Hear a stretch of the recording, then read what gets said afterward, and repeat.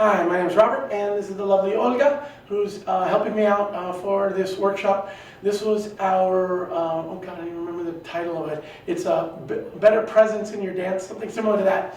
One of the things we were covering was talking about your body posture and presentation when you move. A lot of times we have a tendency to dance when we get lazy, we get tired, we start hunching over. So we were playing off of a couple things, and we talked about how you can present more of a powerful line. For example, we were doing roll and roll outs where we were working off of the lunges and the hip catches and all that.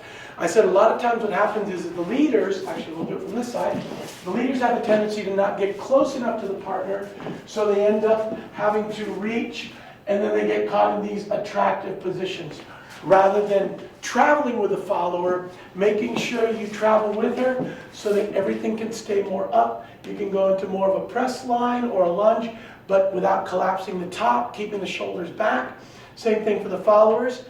Working off of that, then we worked a little roll, and then we rolled her in, brought her back in and out. So we were talking about a couple things. One was making sure that when you go into any lunge, that you make sure that your foot is turned out so that you're not going against the knee. That way you avoid injury. Whether it's a forward or if you go back into a sit, we were talking about always having your foot point in the direction the knee would bend naturally. Okay, the timing we gave you on that roll in, roll out. We started off doing 1, 2, 3, and 4, 5, and 6, 7, 8, 9, and 10, 11, and 12. So, for the followers, we also said the same thing. Notice when she steps out, she stays up on the line. She also supports her own weight.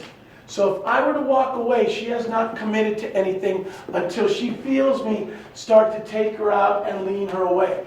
But she's mostly supporting her own weight in this, where I could actually step away and she's not off balance. So then when she feels me start to lead her out, then all of a sudden she's ready to move herself and push off. So followers, make sure that you're always allowing yourself, that you don't get so far extended that if the gentleman's there, you're off balance. Okay, so that was that one. Then we talked about the same thing when we got into, we taught you how to get into a closed basic, and then doing little flip-flop switches where we brought her in. Same thing here. A lot of times guys get hunched over. We talked about instead keeping your top up, keeping the line big, and notice how we step away.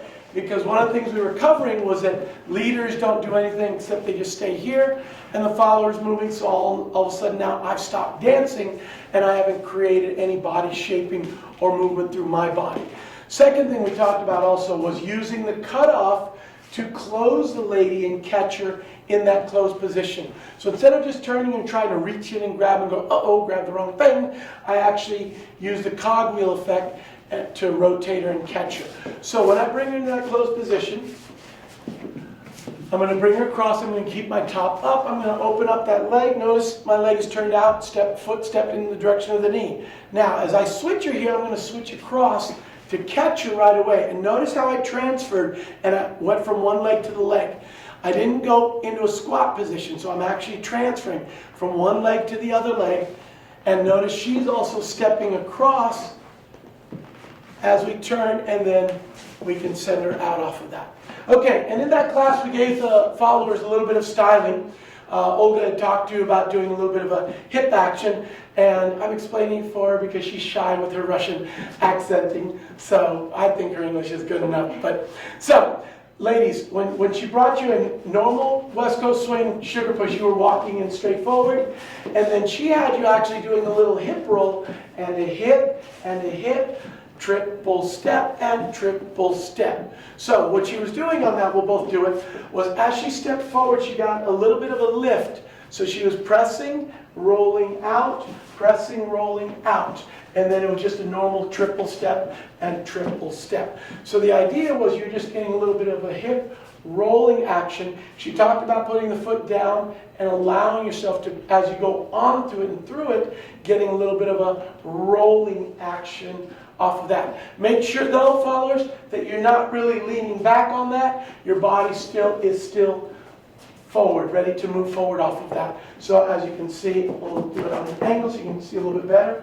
She's going to hip, hip. So she's moving her body forward, not doing a heavy lean. She will allow herself to be back a little bit, but not leaning back where, again, she's off balance. She will always be on her own balance. Okay? And that does it for our first class, which was more powerful presence. MADjam Production.